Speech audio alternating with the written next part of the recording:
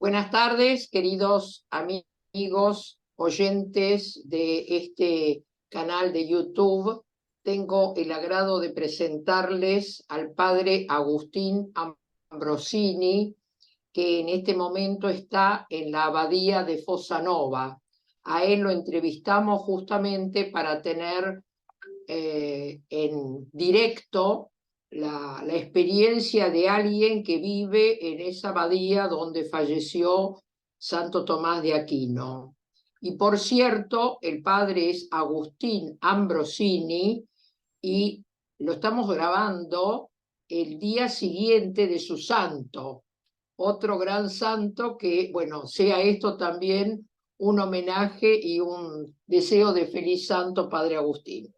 El padre Agustín es sacerdote del Instituto del Verbo Encarnado, se ordenó en el 2015, es vicario parroquial de la Abadía de Fossanova, es licenciado en Filosofía por la Pontificia Universidad Urbaniana, doctorando en Filosofía por el Ateneo Regina Apostolorum, profesor de las casas de formación del IBE en Italia, especializado en teología natural y metafísica tomista. Bienvenido a nuestro canal, Padre Agustín. Bueno, muchísimas gracias por esta invitación, por esta oportunidad. Es para nosotros realmente un honor poder vivir en la abadía donde murió Santo Tomás de Aquino. Es realmente una gracia única y por eso cada vez que podemos contar un poco lo que significa este lugar histórico es para nosotros un gusto. Así que le agradezco esta oportunidad. Bien, padre, y justamente en relación con esto que usted acaba de mencionar, el honor que tienen, el gozo diario de estar viviendo en este monasterio maravilloso, lo primero que le queríamos preguntar es, ¿qué es Fossanova? ¿Por qué es tan importante? Bien, esta pregunta me resultaba un poco difícil de responder solo con palabras. Es muy difícil transmitir lo que es Fossa Nova si uno no tiene la experiencia de ver lo que es Fossa Nova. Por eso quería, antes de empezar a contestar estas preguntas, mostrar algunas imágenes para darse una idea de qué es la abadía de Fossa Nova y qué es lo que la gente que ha conocido Fossa Nova entiende cuando nombra esta abadía, ¿no? Entonces, ahora les muestro a través de las pantallas algunas fotos, algunas imágenes de lo que actualmente la gente que visita Fossa Nova puede experimentar, ¿no? Entonces esto es, no sé si me confirman, si están viendo las imágenes en pantalla, es la abadía de Fossa Nova, una abadía cisterciense. Como pueden ver acá, lo principal de la abadía es la iglesia y al costado de la iglesia se encuentra el claustro de los monjes, ¿sí? Acá podemos ver una otra imagen desde atrás de la abadía. Como pueden ver, es aislado, no está dentro de una ciudad o un pueblo, sino que es un poblado aparte, podríamos decir la abadía exclusivamente. Y esta foto tiene una cosa muy particular que es acá atrás pueden ver un pequeño edificio que fue el lugar precisamente donde murió Santo Tomás, donde estaba la habitación del abad y fue el lugar preciso donde se encuentra el lugar donde murió Santo Tomás. Por eso quería mostrarlo antes de empezar a hablar y contarles un poco la historia de esta magnífica abadía. Bueno, esto un poco más del paisaje y el lugar donde se encuentra. La abadía, para que se den una idea, está a 100 kilómetros precisamente al sur de la ciudad de Roma, ¿no? Si uno toma un tren, está precisamente a una hora de la ciudad de Roma, cerca de la ciudad de Latina, es la ciudad más grande que está cerca. Eh, este es el interior de la basílica, típicamente cisterciense. Ahí les voy a contar un poco qué tiene de particular, pero para que puedan ver, les hago notar simplemente que es muy vacía, muy blanca, ¿no? La gente cuando entra es muy distinta a iglesias barrocas que están muy cargadas de decoración. En cambio, la iglesia es muy grande, pero está despojada de todo tipo de decoración. Esto es el claustro, tiene una parte más antigua, en este caso la de la derecha, y la de la izquierda un gótico un poco posterior, con más decoraciones, realmente hermosísimo. Esto es desde arriba el campanario, que es muy particular, y parte del claustro. Y esto es la planta visto desde arriba, ¿no? La iglesia en cruz latina y como siempre al costado de la iglesia el monasterio donde vivían antiguamente los monjes. Bueno, esto al menos como para tener una primera impresión de lo que es Fossanova. Para contar brevemente qué es la abadía de Fossanova, por qué es importante, yo siempre digo que hay dos grandes respuestas a esta pregunta. La primera respuesta es que es la respuesta más histórica, que es una abadía perteneciente a la orden cisterciense, entonces tiene una importancia histórica fundamental. Imagínense ustedes que esta abadía empezó a ser construida en el 1187. O sea, el edificio actual donde vivimos nosotros tiene más de 800 años de vida, ¿no? Si pensamos, por ejemplo, en proporción a Argentina, que tenemos unos 200 años de vida como país independiente, esto tiene 4 veces más la edad de Argentina. Realmente es una cosa impresionante. Y entonces la primera importancia es como abadía cisterciense. ¿Por qué? Porque, como sabrán, los cistercienses son una reforma de la orden benedictina. La orden de San Benito, la famosa orden, fue reformada en Francia. Los que habrán leído el famoso libro Los Tres Monjes Rebeldes cuenta la historia de esta reforma, ¿no? Y el santo más famoso de los cistercienses fue San Bernardo de Claraval. Entonces, una vez hecha esta reforma en Francia, muchos de los monjes pertenecientes a esa rama de los benedictinos vienen a Italia y la primer gran abadía que se funda en Italia es esta abadía.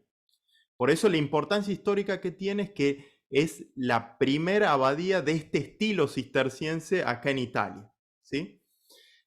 Por eso muchísimos estudiosos del arte vienen a estudiar porque es un modelo único en toda Italia. Luego se han replicado, hay muchas abadías cistercienses, sobre todo en el centro de Italia, que siguen el modelo de Fossanova, ¿sí? Por eso tiene una importancia del todo particular desde el punto de vista arquitectónico.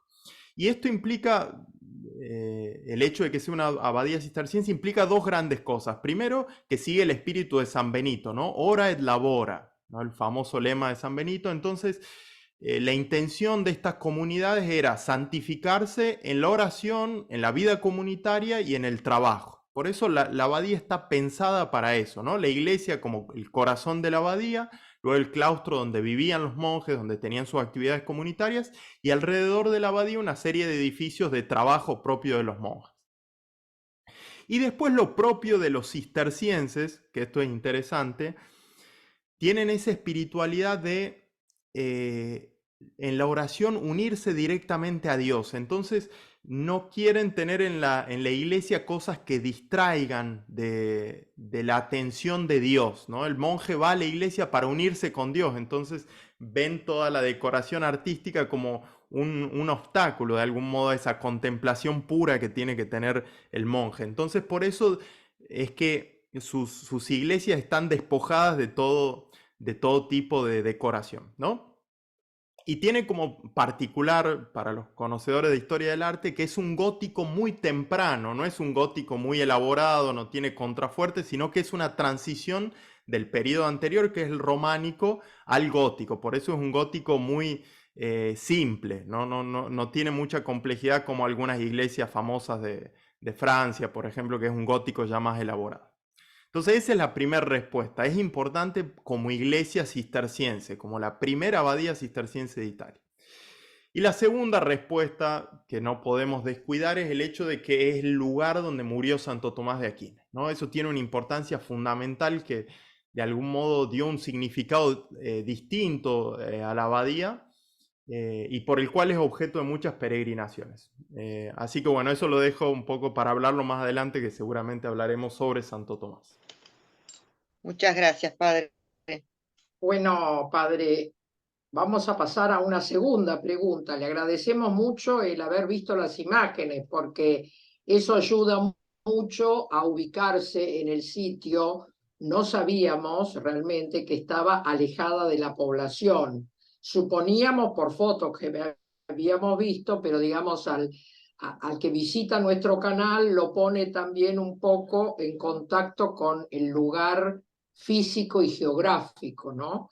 Ujú, ¿Cuál es la experiencia suya de vivir en el lugar que murió Santo Tomás? Es algo muy subjetivo lo que le pregunto. ujú. Sí, sí, pero no deja de ser una buena pregunta porque es realmente, como les decía al inicio, ¿no? El hecho de nosotros poder vivir acá es una experiencia única.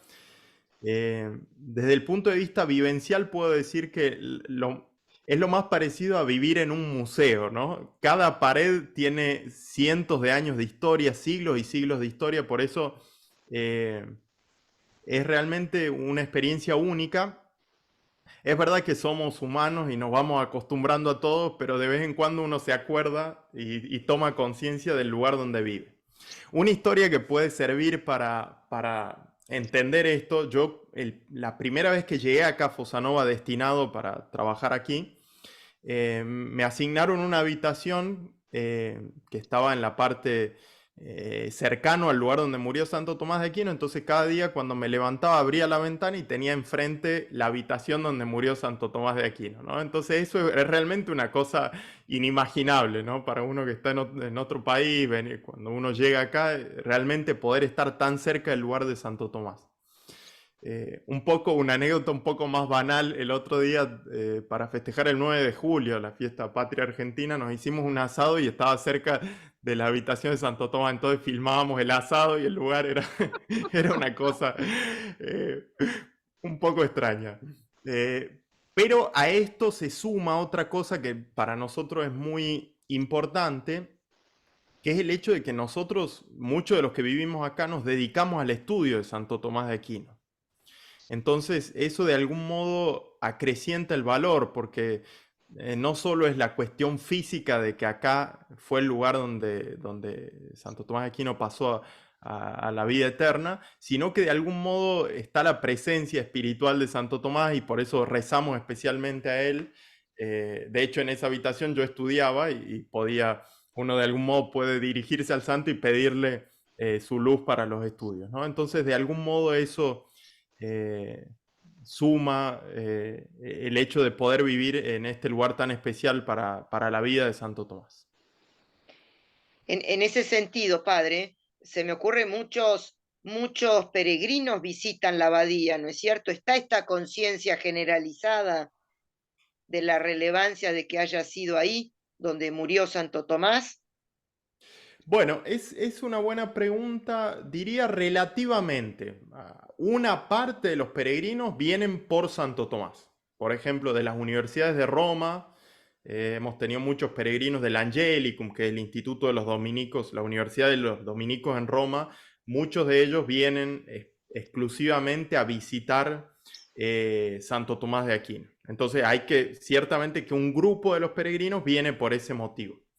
Especialmente en este periodo que estamos celebrando aniversarios muy importantes, ¿no? Este año, 2023, se festejan 700 años de la canonización. El año que viene, 750 años de la muerte y en el 25, 800 años del nacimiento. Entonces tenemos fechas muy importantes, entonces siempre para esas festividades viene gente especialmente para visitar los lugares tomistas, especialmente ahora hay indulgencia plenaria, entonces vienen peregrinos por ese motivo.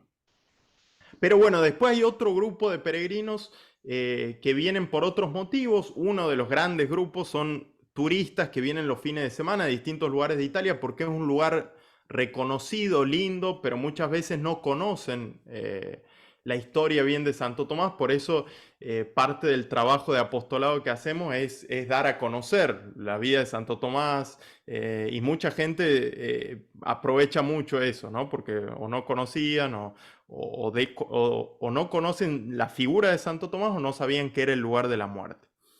Y después también hay un grupo de peregrinos que están más relacionados con el tema del arte, ¿no? Como les mencionaba, tiene una importancia arquitectónica única, por eso es común encontrarse en la abadía muchos arquitectos o estudiantes de arquitectura haciendo bosquejos de la abadía porque vienen a estudiar específicamente la arquitectura. Y después, como público general, es un lugar, como les mostré, a las afueras de la ciudad, tranquilo, muy lindo. Entonces, mucha gente viene para pasar el fin de semana como un lugar de esparcimiento y aprovecha también para rezar, conocer el lugar. Entonces, hay muchos de esos. Y en este sentido también, debo decirlo, hay muchos que vienen a casarse. Nosotros hacemos muchísimos casamientos durante el año porque es un lugar muy lindo, histórico. Entonces también hay muchas parejas que se casan aquí en la abadía. ¿Y tienen abierto al público, padre, para que, por ejemplo, para administrar otros sacramentos, dan misa, la gente del pueblo puede ir a misa con regularidad, supongo, por lo Sí, menos sí, sí. Sí, dominicalmente? sí, sí.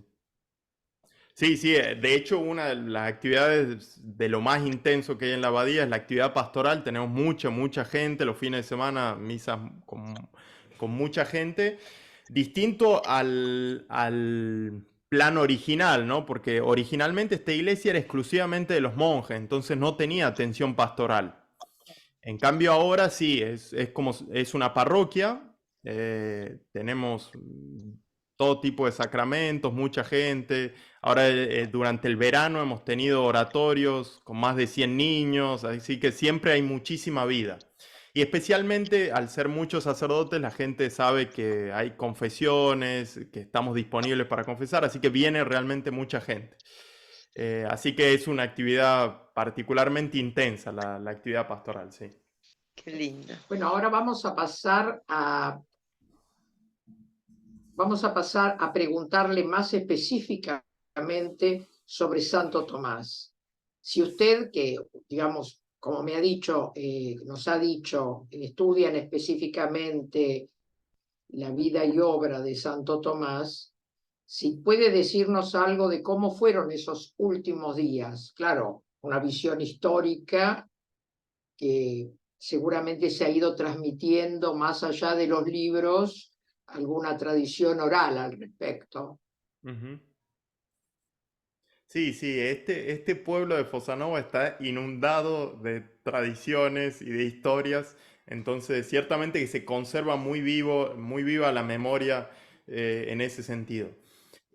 Para los que conocen básicamente la historia de Santo Tomás, me parece importante retomar los últimos días. ¿Por qué Santo Tomás? La gran pregunta es ¿por qué Santo Tomás muere en un lugar que no pertenece a su congregación religiosa? Santo Tomás de Aquino era dominico y muere en una abadía cisterciense. Entonces, ¿por qué muere en un lugar que no pertenecía a los dominicos? Para eso hay que recordar que en el último tiempo de su vida, Santo Tomás vivía en Nápoles, que está al sur, más al sur de donde está Fosanova actualmente. Él vivía ahí en el convento dominico. En diciembre del 1273 tuvo esa famosa visión donde él ve la vida eterna y empieza a quemar todas sus obras, porque a comparación de la vida eterna le parecía paja. Ahí cuentan que el secretario fue uno de los que salvó las obras y no lo dejó que quemase sus obras. Entonces eso es hacia diciembre del 73. Ahí es convocado por el Papa para ir al Concilio de León.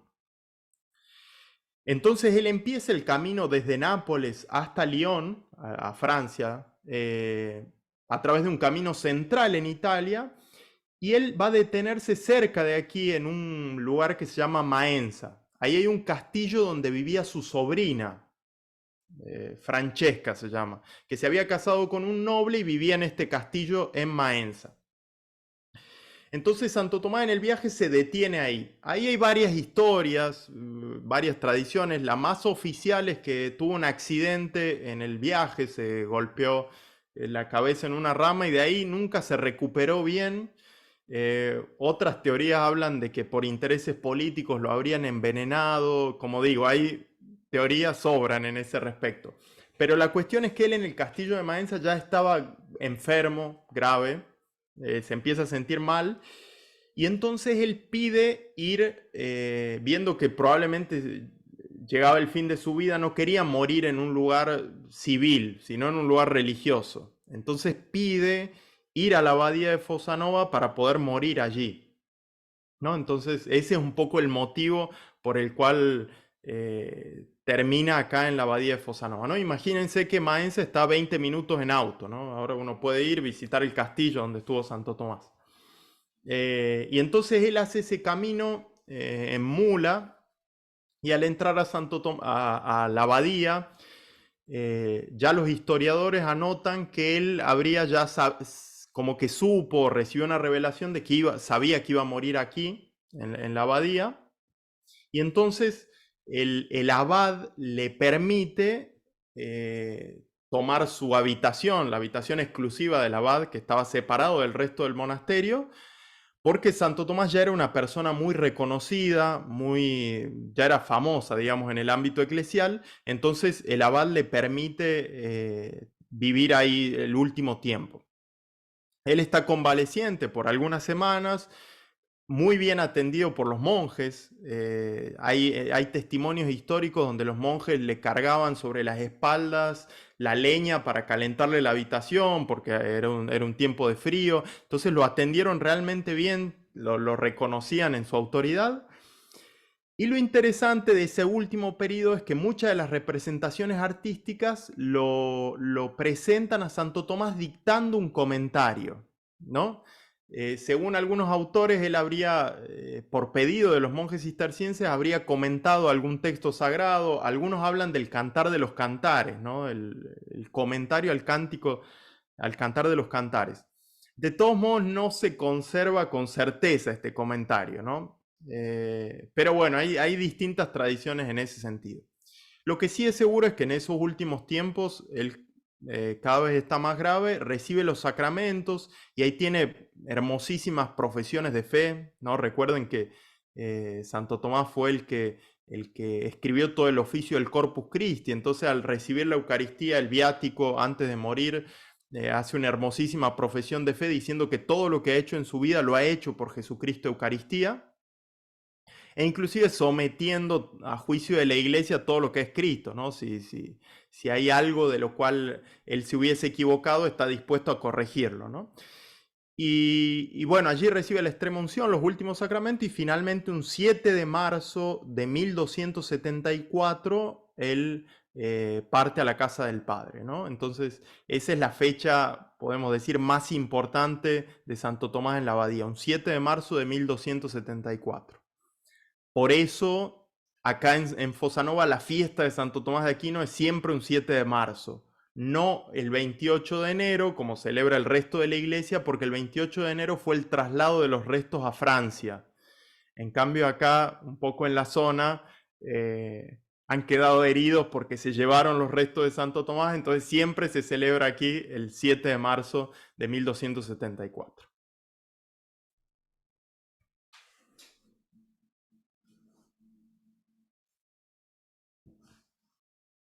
Me parece que estamos sin audio, María. Ahí está.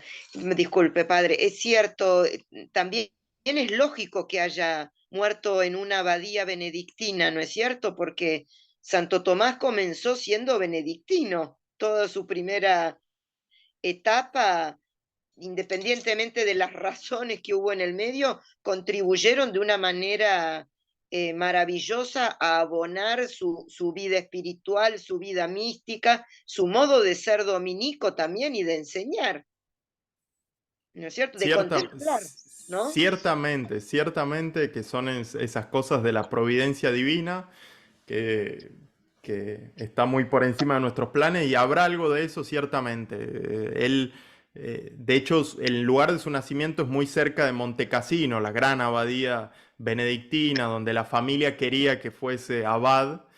Pero bueno, él finalmente hizo parte de su formación ahí cuando era niño, y después finalmente termina eligiendo la orden dominica. Pero ciertamente que había conocimiento. De hecho, un dato importante es que en ese viaje de regreso, una de las últimas cosas que se conservan que escribió Santo Tomás fue un comentario, una respuesta a los monjes de Montecassino, y eso se conserva actualmente. Entonces, ciertamente que aún había contacto. Y de hecho, ya en Maenza, los monjes cistercienses y el abad habían ido a visitarlo, así que había un contacto estrecho, ciertamente. Qué lindo. ¿Algún otro testimonio, padre, que le parezca que podamos rescatar en este momento? No, respecto a los testimonios, me parece importante marcar esto porque a veces la vida de los santos está un poco envuelta en el mito, en las historias un poco orales, quizás mezcladas con otras tradiciones, pero lo que hay que señalar que es importante marcarlo es que la vida de Santo Tomás y su muerte es uno de los eventos mejor testimoniados de la Edad Media. ¿Por qué? Porque Santo Tomás ya contaba con una gran fama de santidad. De hecho, él muere en 1274 y va a ser canonizado poco tiempo después, en 1323, por el Papa Juan XXII, es decir, menos de 50 años después. Entonces, para esa canonización, el Papa Juan XXII manda hacer un proceso de investigación sobre la vida de Santo Tomás, que va a estar a cargo de un fraile dominico, que es Guillermo de Tocco. Y entonces Guillermo de Tocco va a hacer una investigación muy exhaustiva sobre la vida de Santo Tomás con muchísimos testimonios. Por eso toda esta historia de la muerte de Santo Tomás y de sus últimos días está basado en muchísimos testimonios, inclusive testimonios de gente que estaba viva cuando Santo Tomás estuvo en Fosanova. De hecho, gran parte de algunos de los testimonios son de los monjes que estuvieron cuando Santo Tomás estuvo aquí en Fosanova. Y lo interesante en ese sentido, en cuanto al proceso, es que el primer proceso de canonización se hace, normalmente para los santos se hace un proceso y basta, no hace falta hacer otro. Entonces el primer proceso se hace en Nápoles, todos los interrogatorios a la gente que lo había conocido en Nápoles. Sin embargo, se decide hacer un segundo proceso acá en Fosanova, que es muy curioso, en muy pocos casos se han hecho dos procesos. ¿Y por qué esto? Porque en Fosanova, que habían estado las reliquias de Santo Tomás, estuvieron por casi 100 años, había testimonios de muchísimos milagros, sobre todo de gente de los pueblos cercanos a Fosanova, que después de la muerte de Santo Tomás venían a rezar pidiendo por salud, por distintas gracias, y Santo Tomás concedió muchísimos milagros. Por eso el segundo proceso de canonización cuenta con el testimonio de gran número de milagros. Entonces esto para notar, sea la seriedad histórica que implican los testimonios de la vida de Santo Tomás, sea también el influjo que tuvo acá y el impacto que tuvo en este lugar la presencia de Santo Tomás de Aquino. Qué lindo.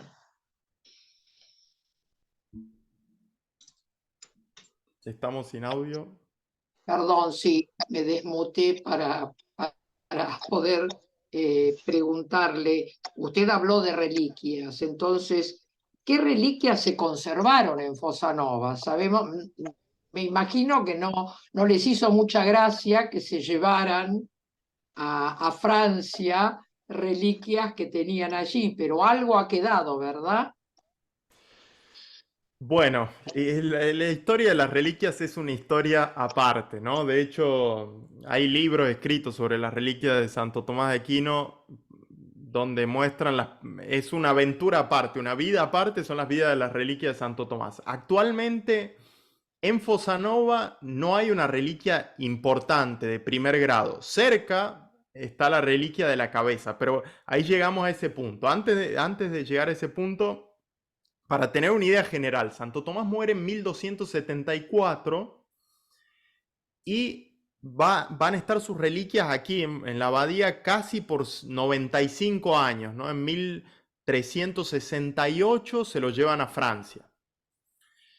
¿Cuál es el problema? ¿Por qué está esta disputa por las reliquias? Como dijimos al inicio, la abadía era cisterciense, Santo Tomás era dominico, y en ese tiempo las reliquias tenían gran valor. Entonces eran lugares de peregrinación, motivo de gran prestigio. Entonces por eso había un gran deseo de poseer las reliquias.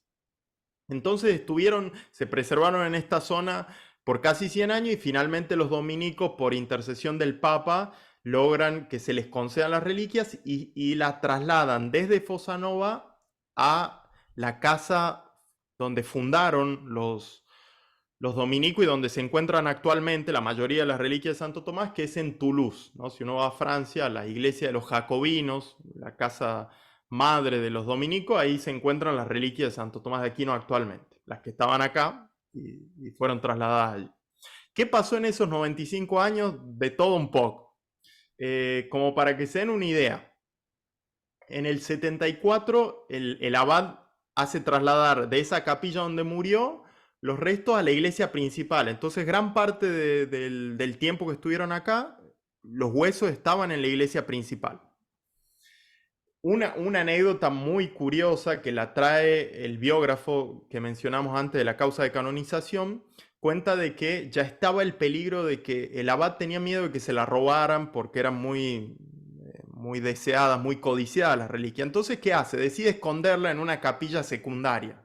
Entonces, saca el cuerpo de noche a escondidas y lo coloca el cuerpo, deja el sepulcro, pero coloca el cuerpo de Santo Tomás en una capilla secundaria. La cuestión es que cuenta la historia de que el abad tuvo una visión de noche donde el mismo Santo Tomás un poco lo retaba porque engañaba a la gente, porque estaba el sepulcro de él, pero su cuerpo estaba en otro lado. Entonces el abad decide devolver el cuerpo por esa visión que tuvo a la noche. Y cuando va a buscarlo de noche en secreto nuevamente, dicen que cuando abrió la tumba en esa capilla secundaria, todo el monasterio se llenó de un aroma fuerte a perfume y todos los monjes se despertaron, se dieron cuenta y fueron a ver y vieron a Santo Tomás de Aquino y lo llevaron en procesión solemne de nuevo a la iglesia principal, ¿no?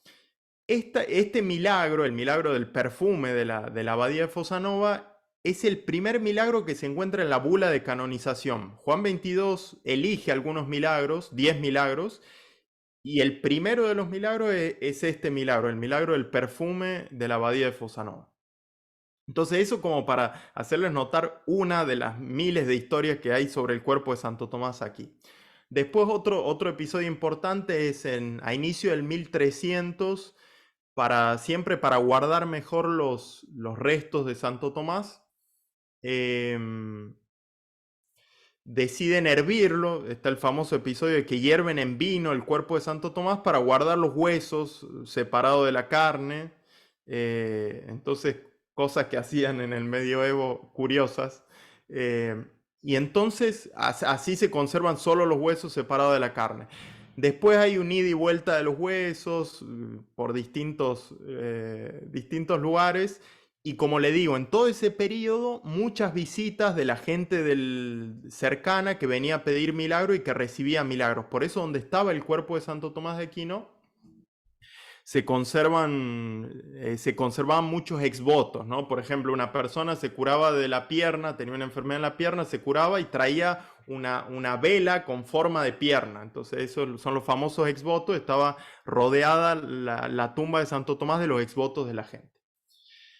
Bueno, y entre muchas historias, entre esas está que el abad en una ocasión le mandó el brazo de Santo Tomás a la hermana, entonces ese se conserva en otro lado, en Salerno, y así distintas reliquias de Santo Tomás que están en distintos lugares. La cuestión es que finalmente en 1368 todas las reliquias que estaban aquí se le llevan a Francia.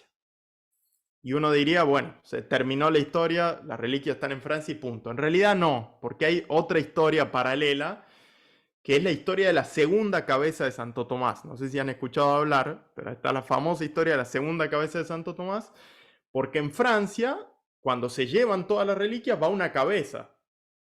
Pero resulta que en 1585, es decir, casi 200 años después, un abad muy devoto de Santo Tomás estaba estudiando, va a la iglesia principal y encuentra un nicho cerca de la tumba de Santo Tomás que estaba como tapiado, pero con piedras móviles. Entonces él extrae esas piedras y dice que en ese agujero encuentra otro cráneo y una inscripción que decía que era la reliquia original de Santo Tomás.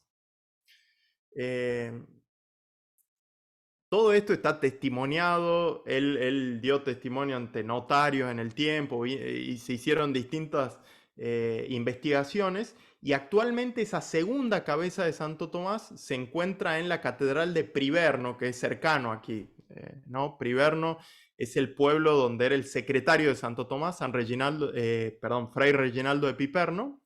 En la catedral, que era la catedral de ese tiempo, está la segunda cabeza de Santo Tomás.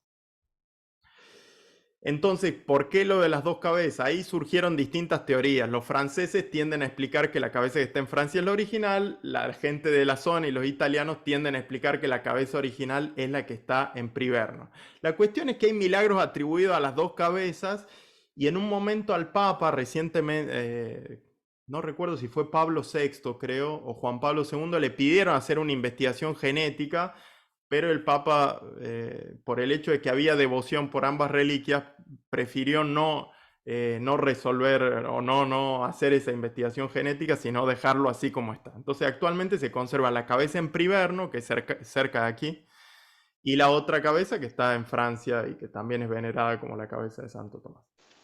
Así que bueno, ese es un poco, muy brevemente, alguna de las historias de las reliquias de Santo Tomás. Bueno, padre, le estamos sumamente agradecidos porque además de darnos estos testimonios, es una cosa muy vital lo que usted nos comentó, de tal modo que algo que es del medioevo lo ha hecho contemporáneo y esperamos que mucha gente joven también entre a nuestro canal y escuche esto, porque este es un modo siempre hemos pretendido desde la Sociedad Tomista Argentina que el pensamiento, ¿no? No hemos estado en digamos, en un contexto académico, pero toda esta historia también hace a que podamos revivir estas épocas y, a su vez, el peregrino que mañana vaya a la abadía, conociendo por ahí esta historia, va a ir con otro espíritu. Y esa es un poco la idea nuestra cuando quisimos hacer esta entrevista, porque tenemos una excelente muestra fotográfica de Domenico Eufemi sobre la abadía, que va a ser presentada durante la Semana Tomista, que es del 11 al 15 de septiembre de este año. Y esa muestra fotográfica, si han visto previamente este video, cobra otro valor, porque es mirar las imágenes imaginando estas cosas que usted ha relatado y que por eso era también nuestro interés de entrevistarlo, porque esto le da totalmente otro contexto a nosotros mismos que hemos visto. Yo le digo, he visto la imagen de la cabeza de Santo Tomás, pero no conocía toda esta historia por detrás. Y esto hace que uno, en el momento de la exposición, las mismas personas, nosotros tenemos como un catálogo, pero en realidad hay que ir explicando de cada imagen parte de lo que usted nos ha relatado. Así que esto ha sido sumamente importante para la sociedad tomista, que quiere dar a conocer esto como un homenaje en este trienio que usted mencionó, en este trienio jubilar de Santo Tomás, este año con la canonización. En nuestra página web, al margen del canal, hemos ido subiendo todas las noticias, los discursos, todo lo que fue sucediendo en el año ahí en la abadía. Pero bueno, eso es para leer, esto es para mirar. Y en este momento lo que pensamos es que todos los medios tecnológicos nos sirvan para, evidentemente, hacer una tarea de apostolado. Estamos seguros que el que vea esto y luego de pronto haga un viaje, va a ir en peregrinación con un espíritu ya de conversión, porque todo esto ayuda a que los hombres nos volvamos a relacionar con Dios. En estos momentos, vaya a saber qué milagros va a seguir obteniendo o va a seguir realizando Santo Tomás a través de nuestros pedidos y nuestras intenciones en momentos tan conflictivos para la humanidad. Así que, mire, también acá veía una notita de nuestro técnico en este momento, el doctor Pier Pauli, que pregunta, y me parece muy bueno, si usted puede cerrar esto con alguna oración a Santo Tomás, y así le damos un cierre a este a esta, digamos, filmación, que le agradecemos infinitamente, no sabe cuánto bien nos ha hecho a los que los estuvimos escuchando, pero también a todos los cientos que se van a unir al canal mirando este diálogo con usted.